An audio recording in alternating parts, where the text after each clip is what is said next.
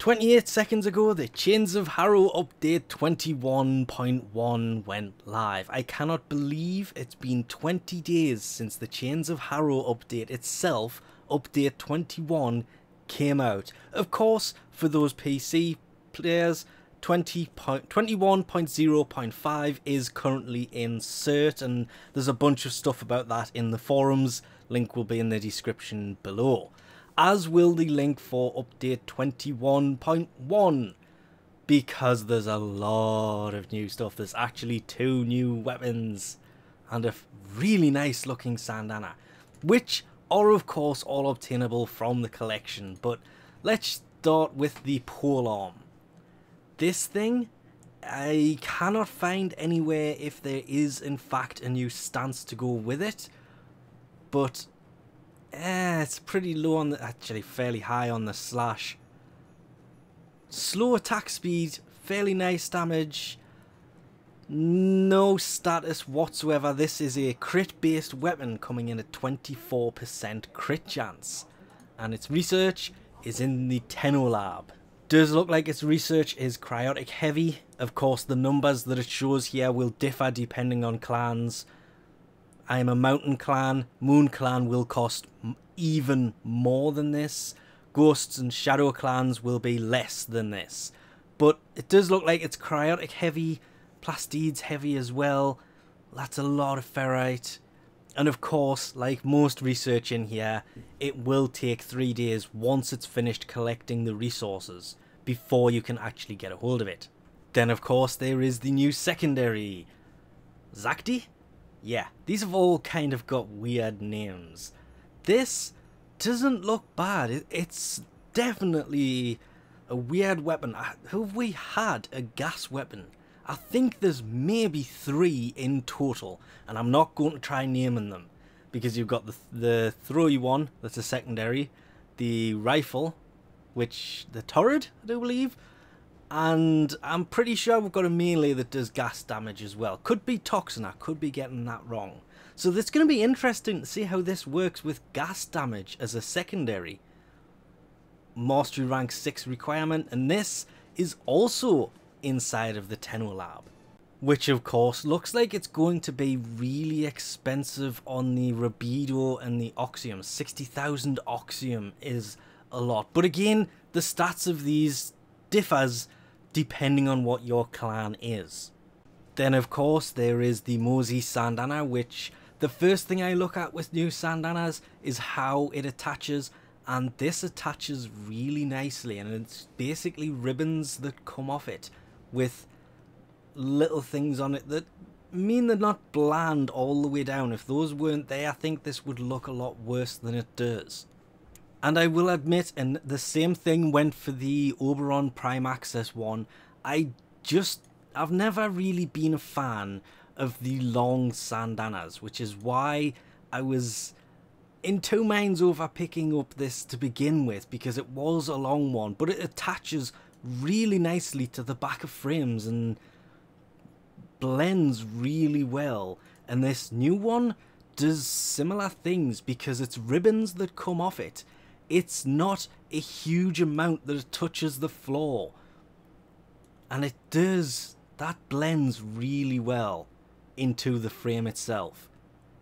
I think I might like it if it was a little bit shorter, but I think if it was shorter with the 2 at the sides, it would kind of ruin it all at the same time. I don't know how I actually like this one or not. There are of course other things as well. There is the mastery rank of each dojo researched item is now shown in the clan research selection screen, which is pretty handy.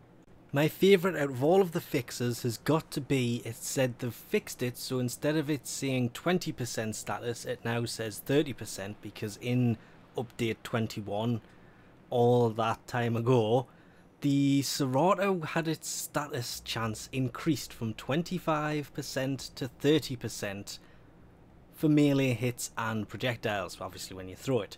30% when thrown, and 30% when you use it normally, but 33 if you charge the throw. That's if you charge it and then land it and it does that rainbow effect as you shoot it out. I think I'll just come out into the simulacrum and stand here and dance for a bit to kind of demonstrate this because they've added some weirdness. First off, in the capture mode, you can now pause the AI so they will stand still or kill them outright through the command system. But more importantly, in the simulacrum here, I guess by now you can probably guess what they've added. But they've added friendly fire mode for when you invite other people, Warframe Invincibility, which, well, it does exactly what I've just said it does. Considering these are all level 150s, they should pretty much be one-shotting me, and I'm just standing here. This is a lot more useful than you would actually think it was going to be. I forgot to put that in there. Simply because of testing weapons with level 150s. They one-shot you, so this is a really useful thing to have. But what I cannot find anywhere, and I have actually looked, is pause AI and kill enemies is an option in the simulacrum. Not in the pause menu. And if you jump back up here, it does exactly that. It kills all the enemies. So having kill enemies in here, what? Why is that there? All the enemies die the second you jump up here. But pause AI is there. And if I hit simulate again, they should basically just stand there. This is no fun. Yes, it's useful if you want to test weapons and you want basically constant headshots. It would come in fairly useful, but to be fair, what use is that? Also, that was a level 150 heavy and it died in 63 rounds, considering this is a 90 round mag to it.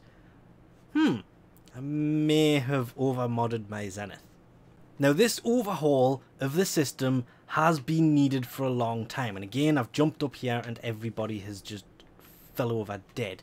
What I want to say, which has got to be the most important part of the simulacrum for me, because I know of a way of glitching the simulacrum to get out of it, because I have quit exactly 20 missions in this game. Technically, it should be 11. It should be a lot lower than that, but with Arcwing bugs and the fact that leaving the simulacrum used to give you a mission quit, what I want to know is, have they finally fixed it so leaving the simulacrum doesn't count as a mission quit, because it's not a mission in itself. And also, does it still take you to... It does, that's good to know. But does it count as a mission quit? I really hope they fix this one. I clicked on the wrong one. That is going to make things so much easier. I don't actually know when that was fixed. If they have fixed it in this update, that's great. I'm looking through and I can't find anything about it. But I've had to bug the simulacrum to get out of it for as long as I can remember now. Not having to do that, oh, that is going to make things so much better. Okay, I will admit I spent way too long looking through the forums to find out when that fix was actually implemented and cannot find it. But on the way out, because I just thought I'd leave properly by going back to the ship, I noticed that. What is that sitting all the way out there glowing purple? I've never seen that before. I've never really paid enough attention to see it, but I don't think that has anything to do with my ship, because my ship does have purple energy. It's just weird to see it out there. Oh, it would be great if that was part of the upcoming things that are suspected to allow us to rebuild the fallen relays. Probably isn't, probably just something to do with my ship. Who knows? And for the record, the ship colours has nothing to do with my frame colours. I coloured that. It's the Prisma Zephyr ship skin. It has been there since Oberon first brought it. I put the colours on there and I just kind of liked the way it looked and I never took them off. Is it going to show it? Yeah, it's actually purple. The colour similarities, that's completely accidental. Actually, reading through the notes, it says it's the second one from the bottom. Again, link in the description for the full forum post on this. fix the heavy caliber mod showing accuracy stat twice. Aw. That's a shame. Anyway, that's about it, so we'll leave this off here for now. Thanks for watching, and I'll catch yous next time.